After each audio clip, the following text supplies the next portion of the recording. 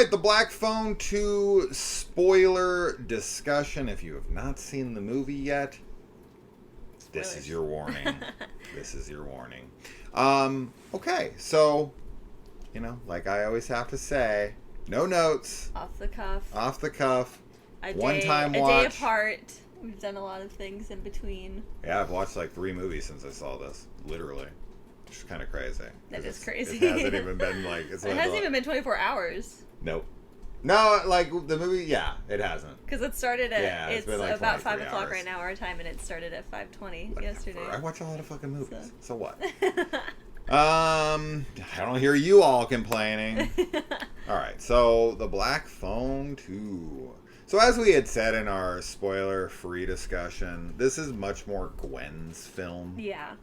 And I really like that choice because it's kind of like 2 halves of a whole, right? And we get the first perspective in the first film of the one brother. Mm-hmm. But I do now that I can talk more freely about it, I do think that Gwen is much more important to the first movie than initially thought because of new elements added here. And because of that actually makes me like the first film more, even though I've only seen it the once. I do need to go back and rewatch it. I hope to do that very soon so that I can look for this to make sure that this is applicable. And if it is, then that definitely makes me appreciate the first film's story more. And the thing that I realized in this one is that the phone can only ring, and Finn is only able to receive messages from the dead when Gwen is asleep. Now, in the first film, I want to say the phone calls only come at night, and typically when we see Gwen at night, she's asleep having her dreams, and she's dreaming about, what ultimately ends up leading her to the bodies in the house across the street. He owns the property, right across from each other, right? That's what it is? Yeah. The property's right directly across from the house that he's being held in? Right, yeah. So, if that's the case, that's very cool. So it's more like Gwen has the power and is the conduit. And Finn, because of his relation to her, is able to, draw off of her power. Right? It's like the phone calls are happening through her, and he's able to pick up the phone. Now, does anybody else ever hear the voices on the phone? From this movie? In either film. Either. I don't remember. Besides Ethan Hawke, or the grabber, right? Yeah. He hears the phone calls when he's a kid and he's in the basement. I would love a Black Phone prequel with the grabber as a kid locked in the basement. We definitely have. This one has some prequel elements to it, obviously, because we're getting Wild Bill. Yeah. Hickok? Is that the... Hickok. Mm-hmm. Him, pre-grabber days when he, supposedly the kids in this, the 3 boys, are his first murders. As far as if anybody else hears voices or the phone ringing, I don't think so. I think it's just Finney. Yeah. Because I don't think even his sister hears the phone until, at the end of this movie. Obviously, she gets a phone call herself. But it's only him. I don't think anybody else hears the phone ringing. She hears it when... I should say that's not true, because she does hear the phone ringing, and she does get a phone call from her mom, obviously, earlier in this movie, which is kind of what leads her down the path to find the Alpine camp and everything, right? But doesn't she get that phone call in her sleep? Yes, she gets it when she's sleepwalking. She hears the phone. And, she, wakes up, but she's still sleepwalking. She's in this other, this trance, and she walks to the grabber's old house and goes down in the basement and then picks up the phone and talks to her mom in the past, which I do quite like. I think that's very cool that it's, her and her mom are communicating, through time, which is really interesting. So that's a question for any of you Black Phone fanatics who have seen the first movie quite a few times and remember this new one better than me, is Gwen always asleep when the phone rings? Yeah, I'm very curious if that's the case, because I do like that idea as well.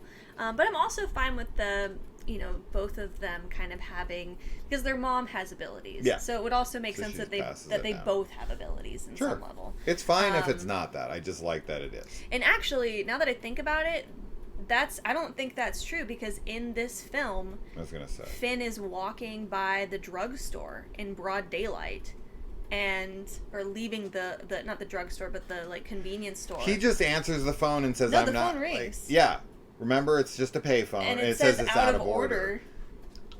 It's so possible either that's just like a fake out call, yes, but more than likely, I mean, like we don't know. We don't know, because we don't really see him get any other calls until he gets to the summer camp, right? Or the youth camp. Yeah, she's the one that gets the calls until then. So it's possible he just picks up phones anytime they ring and is like, he might get another call like in their house too, that he like picks up and is like, I don't know. But we don't hear the grabber on the other end until they get to the camp from him, right? Yeah, I'm pretty sure that's what happens. Pretty sure, yeah. This is why we need notes. This is why we need a second viewing. See? No, but I think you're right. I don't like doing these. I think you're right. I'm just kidding. I think Gwen might be awake the first time he takes the first call at the camp, though. So this might completely derail my whole idea here. Maybe. It's fine. Let us know. I want that to be true. I think that'd be cool. Like, she has to enter his world, whatever this is. Especially in this one where he's dead. This is some beyond. Like, she's entering. She's astral projecting in this, where her body is kind of like her spirit self is leaving her physical body. Yeah. Which is interesting, because what's cool is that she typically gets up and takes her physical body with her, and she's sleepwalking. Then when her boyfriend like pushes her back down, he pushes herself out of her body and walks beyond it. Yeah. And that's like the first time. But she also gets that, like, seems to have that ability towards like the final act of the film when she falls asleep, and maybe that's where she develops it. Outside. She's like, oh, I can leave my body. Mm-hmm. But it's still like harms her physical body. It does. That's definitely one of the scarier parts of this, I think, is, everyone always talks about, like, what happens if you die in a dream. He's like, let's find out. Great. And, but yeah, like, when he's hurting her, when she's out of her body or when she's asleep in a dream, it hurts her real physical body. Did you also think, like I did, when he wrapped that thing around her throat and spun her and the blood went everywhere? Her neck split open, and that was her blood going everywhere, right? Mm-hmm. And I was like, oh shit, they're killing Gwen. I can't believe it. This movie's going hard. That is what I thought happened, but it's the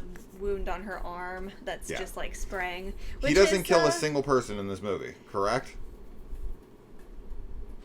Aside from the kids, obviously. Besides from the flashbacks of kids that people have already died. And the mother. He does not kill a single person in this film. No.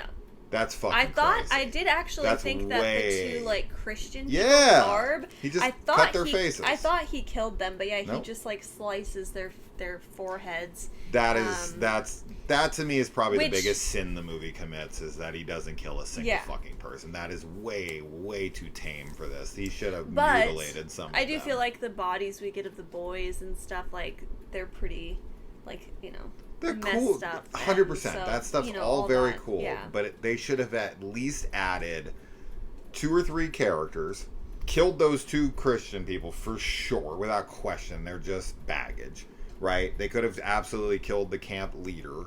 I liked him a lot. Don't get me wrong. It's not because I don't like the people. I want him dead. I did also think he was actually dying when he fell in the lake. I was like, oh. Oh, I did too. I thought he was dead for sure. Dead. Was that his name? Mondo? Mondo, yeah. Mondo? I said Mando. Mondo. Mandalorian and Grogu.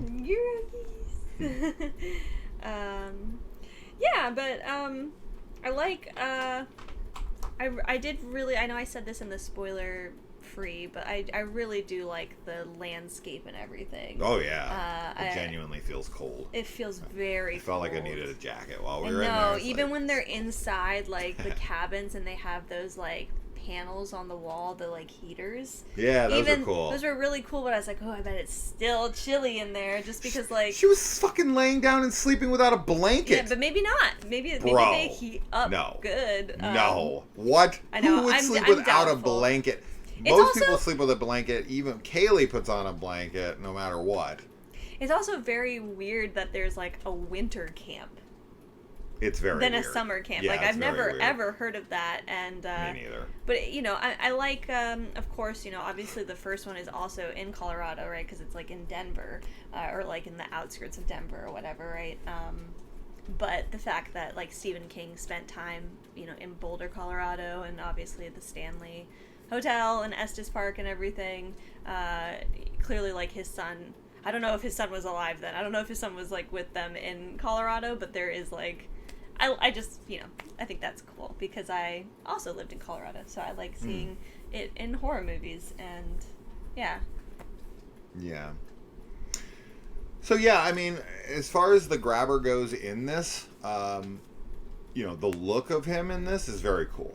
I like when he tears off the top and he's all burned underneath, and then he also has it on. He pulls off the bottom. Shout out to whoever pointed out in the comments that that this reminded them, the skating scene in this reminded them of the slasher from Curtains. I also saw that. That's a great call out, and that's true. Yeah, that is very kind of homage-y almost. And it's speaking of the skating scene, it's like his feet.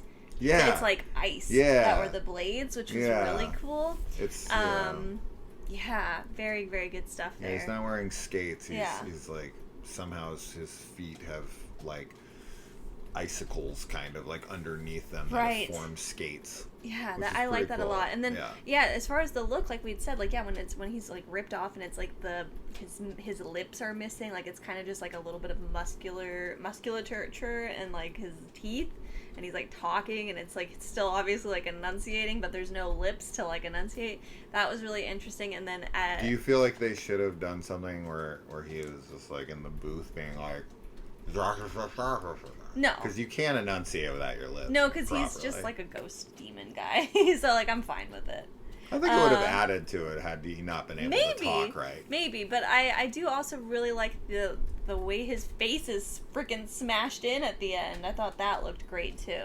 He's smashing him into the ground. That looked great. But yeah, you know, all the stuff where like when she's, you know, we kind of said it in the spoiler, but like they straight up show her like floating in the kitchen in the trailer, which is crazy because like I feel like that's the kind of thing that would have been good to go into and be like, oh shit, like he can like straight up like move her whole body around and stuff. I'm a skeptic for sure, but there are some things that if I saw, instant believer. Her flying around in that kitchen, how she is being thrown this way, that way, spinning in the room, put up by the freaking thing. Dude, I would just be like, okay, whatever I think I know is gone. I would never question anything again. I'd be a full believer instantaneously. So as much of a skeptic as I am, and I'm always like, oh, it could be this or that. Zero explanation could possibly happen in that scenario. There is no fucking way that anybody could do something like that. I remember sitting there thinking that, like, I think that's a really smart thing to do that I don't feel like they sometimes utilize enough in these movies to kind of cut through that bullshit of, like, the skepticism, is to just show somebody kind of very quickly something that is beyond explanation, and then you have kind of like an instant, no explanation needed, no coercion, no like something is for sure going on, but it's just a matter of like what is it exactly. You got to now figure it out, because there's so many times where movies go for like 50 minutes and the characters are still like, yeah, I think you're crazy, and it's like, can we get past this? The husband in the haunted house. It was good for like 4 or 5 people to run in, You know, you had Mustang, you had the two Christian people, and then you had her boyfriend who maybe was still on the fence-ish of like, maybe this isn't happening, whatever. But when you walk in on something like that, you have 4 characters that are instantaneously like, no. And then the next scene is them talking to, what'd you call it? No. Oh, Mondo? Mondo. And he's like, he's an instant believer too.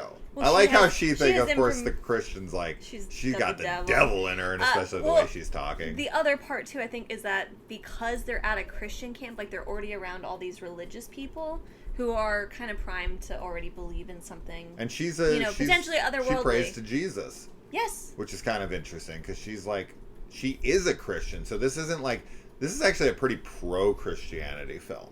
Yeah. Right? As opposed to like typically the Christians in these movies are like thought of as like, you know, like shut the fuck up, right? But she's like, I just thought that was a cool exchange between them. I do too. Yeah. Well, she says she's like, I think you're a sanctimonious twat. Oh right, that scene when she goes to ask for any history on the camp. We got a pamphlet. Yeah. But I thought you were talking about when Mondo becomes like a full believer because she has information about one of the kids being burned that nobody but the cops and the owners knew. So that's great too. You know, that I do think they address like, well, how are they believing all this right away? And you know, and even like, so you know, Mondo and Mustang are like, yeah, we're on board. We got to find these bodies. But Barb and whatever her husband's name are definitely like, they don't really want a part of it.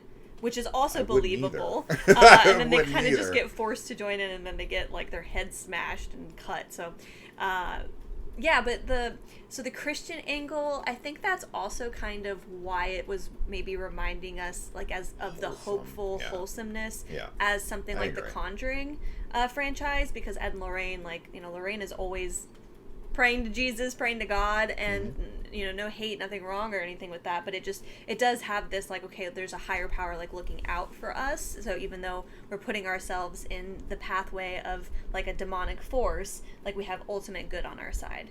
And that definitely was kind of the feeling I was getting here, which it's like, you know, when the grabber is a physical man in front of you, like I just feel like the first one has more of a bleakness and a like, you can only stop him if you can physically stop him, which is funny because I think you would feel that the supernatural grabber would be more unstoppable, but in the context of everything and the fact that they really were like shining a light on Gwen's, you know, goodness and powers, it felt like it's only a matter of time before he gets defeated. Now, okay, do you think that there is a setup for a Black Phone 3 though with this? No, I don't, but I think that if it makes enough money it will be, right? But I would personally prefer that to be a prequel that deals with the grabber as a kid. Yeah. And then bleeding into him being Wild Bill at the camp, and you know, if they make it fast enough, they can still use the same actors, the mom and everything at the camp and whatnot. So yeah, I would like that. I think that is the best place to go from here. But I don't know. I mean, there was like, I've gotten quite a few people now, including us, that are like, I went to my showing and it was empty. Yeah. Which is actually kind of shocking to me, because I feel like the iconography of the grabber is pretty popular currently. And the trailer is quite like, it's a good trailer. Good, even though it gives away a bunch of stuff. And I think I think this is a horror movie for a mass audience. Sure. This is totally the kind of stuff that people love to go to. Yeah. It's got a big name like Ethan Hawke attached to it. It's got a track record with a movie that a lot of people liked before. Right, it's got good word of mouth. It's the middle of October. It's right October. Now, it's Halloween season. Yeah, I'm curious. I think maybe this weekend, right? Because it's like Thursday releases. It kind of depends. I don't know, man. But I'm I curious don't think about we've like ever Fridays been to a Thursday showing that's empty and the movie did well. I know. Maybe you're right, but I hope to be wrong. Obviously, a lot more people go to movies on the weekends if they're working. Did you guys? What was your experience? Yeah. Obviously, if you saw this here yesterday or today, how many people were in your theater? Was it packed or was it empty? Everyone I've talked to so far said it was empty. which honestly is shocking. I genuinely thought this would be a very, very popular film, at least in its opening. You know, after word of mouth gets out and maybe people are not liking it, then maybe the crowds would die down a bit. But I thought opening weekend this thing would crush. This felt like it was going to be potentially like the mainstream audience horror movie for this like Halloween season is what I was thinking. If Five Nights at Freddy's 2 doesn't do well, Blumhouse is going to be in trouble. Because they had a big bomb with Megan 2. The Five Nights at Freddy's has like a whole, you know, it has like the children behind it. So I think that'll be packed. Be really good. Yeah. I agree. I think it'll be packed. But I thought this was going to be packed. And you know, I mean, I don't know. It could be like something too where obviously like what people want to go out and see. Like if you're a horror fan, more than likely like, you're going to go see horror movies in theaters. But people who are like casual fans are like, yeah, I'll see a scary movie here and there. And like when it's spooky season. But the state of the world has been really awful and brutal lately. And a lot of people might just be feeling like, I don't want to go see more horrible stuff on screen because they want a distraction. They want something more lighthearted, which I understand. I think it makes sense. But that could also be something that's impacting like I'd say movies. That's true, but like Sinners did incredible at the box office. You know, Weapons did really damn good at the box office. So maybe not anyway. So yeah, I mean, there's another scene I thought was visually cool and kind of powerful and impactful, and I really liked it. Is when the grabber's like trying to skate at them, and the kids keep coming up out of the ice. She's like, I brought friends, right? Or help? Yeah. Help. I think she's, yeah. I like when they come out in their barrels and they're like skeletons and they're holding on to them. I just like the imagery. It's good. And even though they're skeletons, they still seem to like the last one, obviously, he like can't free himself at all. Yeah. Maybe she has to cut his leg off.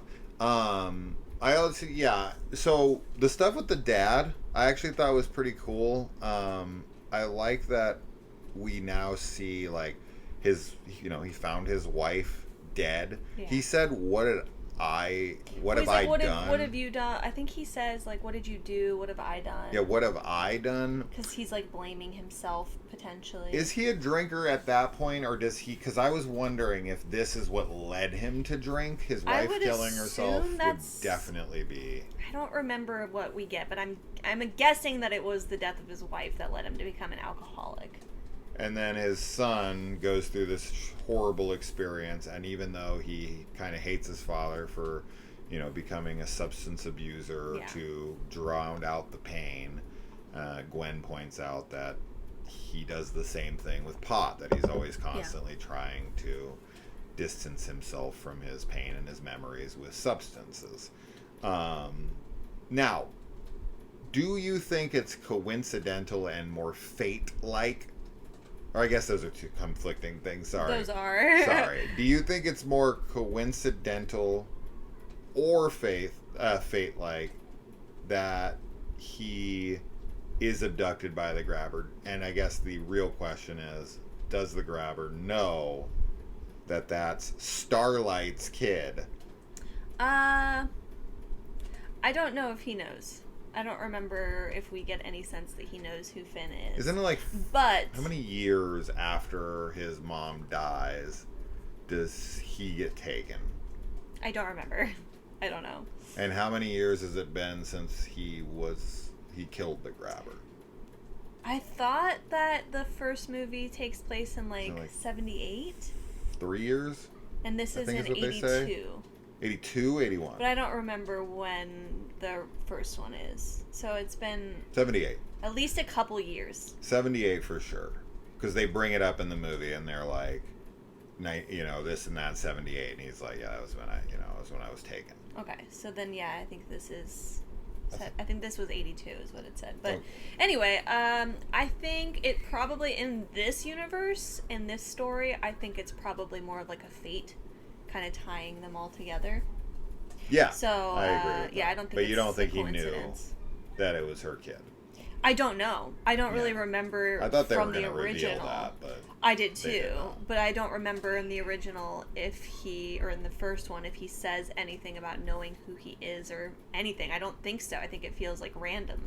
But I do think it's fate that does ultimately bring her kid to be the one that kills him, and then both of her kids to be the one that kind of like stops him in the afterlife. I want to know who's in the basement when she comes to the house, because I have no doubt that the jacket that kid is wearing is one of the kids who's calling him on the phone. I just want to know which one. It's the newspaper delivery boy. Okay. The one with the dog is the one that goes missing first. And he's wearing that jacket. Yeah. Right? Yeah, I think so. Because I know we get like, They all have like little... They have like specific visual clothing, cues, so I need to watch the first one again. Yeah. I mean, that's really what I want to do. It's definitely a shame we didn't get to watch it before, but I want to watch the first one again as well. I really did think the first one was great, so... There's definitely some, like... I don't want to blame this on it's Madeline McGraw, right?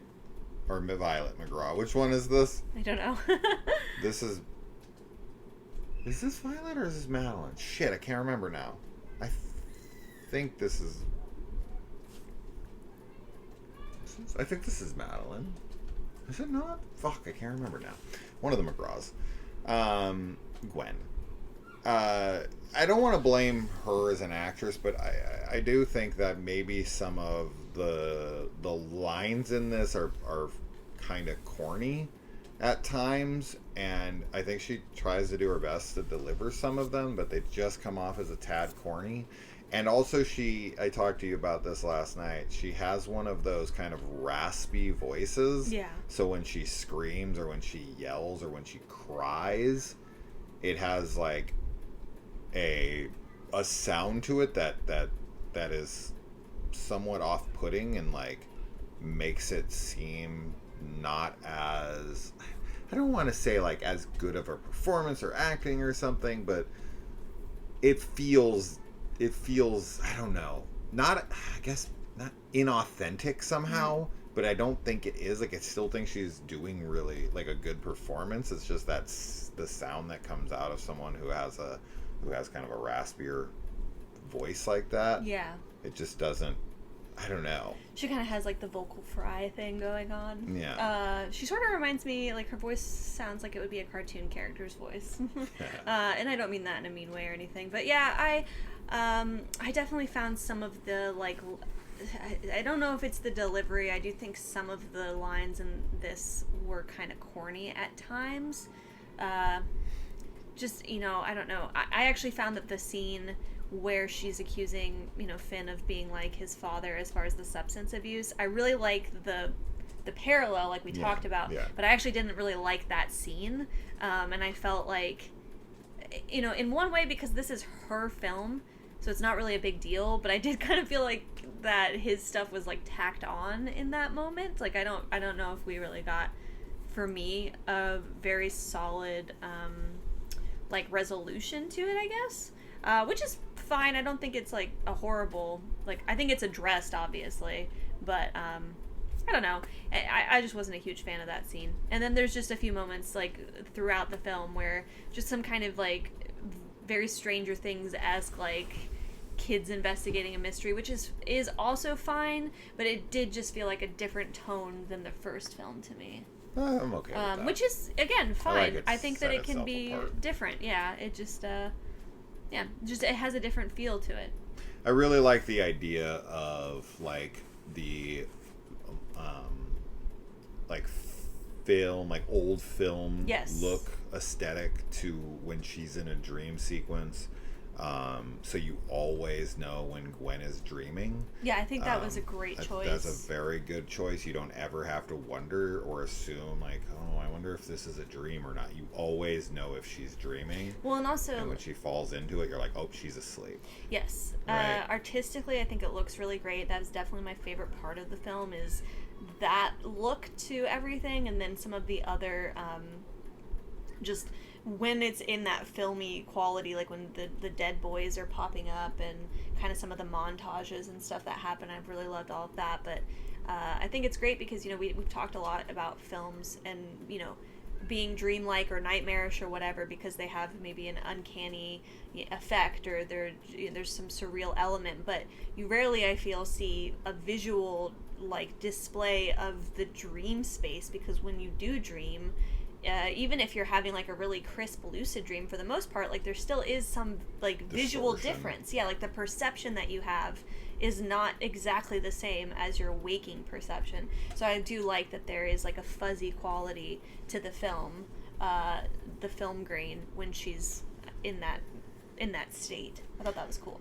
Yeah, and another thing with the aesthetic here, the scenes where he's like chasing the kids down and they're running from him in the flashbacks, those reminded me heavily of the footage from Sinister. Yeah. And of course that makes perfect sense since this is the same director and Ethan Hawke is also the star of that movie. So I liked kind of the parallels and similarities there between this and Sinister.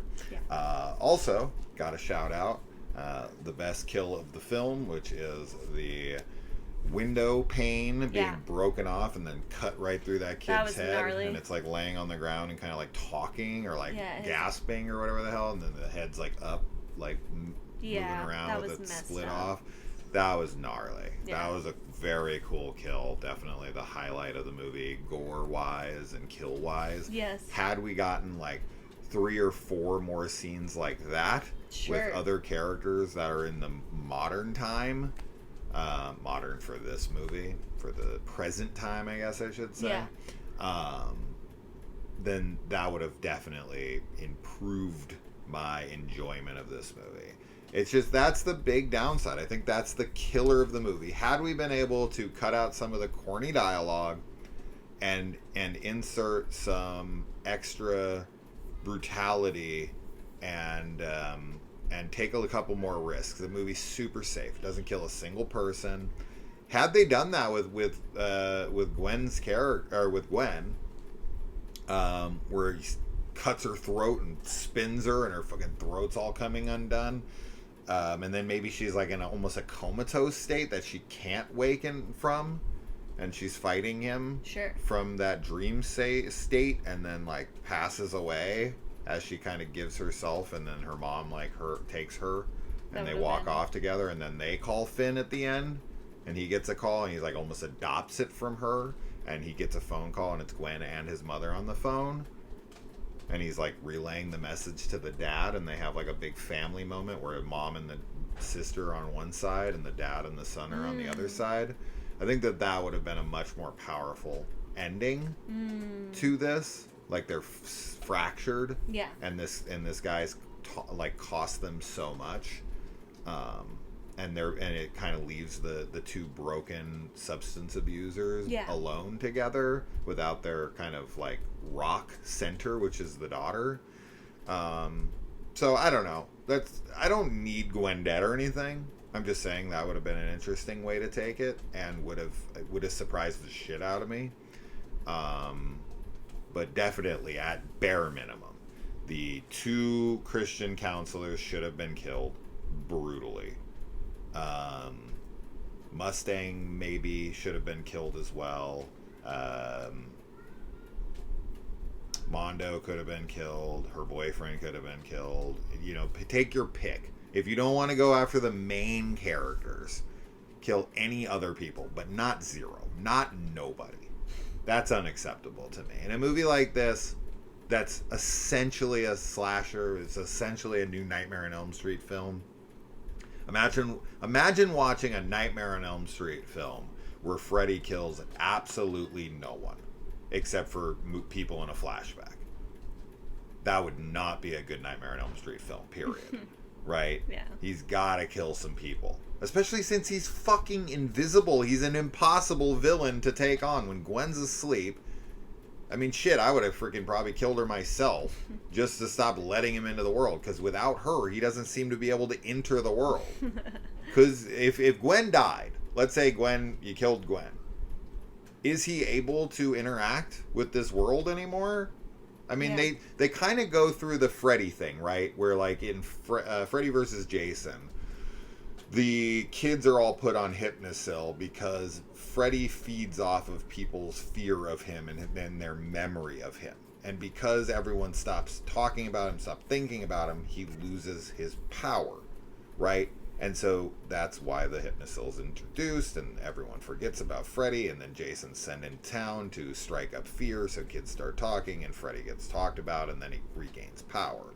That's kind of what they were going with here, where they were like, these kids are what's allowing him to continue to persist as an entity on this earth, is that there's 3 bodies that are not laid to rest. This is always such a silly element to these movies to me, where someone's like, has to be moved from one buried area to a different buried area because the ground's not consecrated or whatever. That's always so silly to me. It's like they're buried under the ice, but now you have to dig them up to then bury them again. I don't know. That's always so stupid to me, but whatever. Supposedly these 3 kids, their bodies have not been laid to rest, so he's able to persist. Now that they found the bodies, supposedly he'll be able to be, defeated from this world until Jason the dog pisses on the ground and releases Freddy the grabber from his grave again. This is always what they do, but they'll always figure out a way to bring him back. Freddy's back. The grabber's back. We'll see. We'll see. Anyway, Kaylee's got to go, and I think we said mostly everything. I think so. There's plenty of other scenes. Finn's beating the shit out of this kid, man. He hits him 2 more times after the kid's like, please stop. Yeah, anger problem. And, all the kid did was, he was the new kid, and he was like, oh, I heard you fucking killed the grabber. You don't look so tough. Yeah. And, oh, my God, does he take that poorly. He sure does. Which, of course, I thought maybe. Sorry, no, you gotta go. I do. You have 8 minutes. No, I don't. Okay. I gotta go now. Last thing. You can go. All I want to say is that I thought what we were going to do, and I thought this was going to be a very cool thing, is that I thought that when he defeated the grabber with, and I guess this is kind of technically true, he embodies the souls and or personalities or traits of the kids who helped him free the grabber, right? Because there's his best friend who gets taken and killed. He's beating the shit out of some kid for him, and Finn's like the weak, meek one, and that kid protects him and beats the shit out of a kid. Yeah. And now Finn's the one doing it, and he's one of the ones that called him.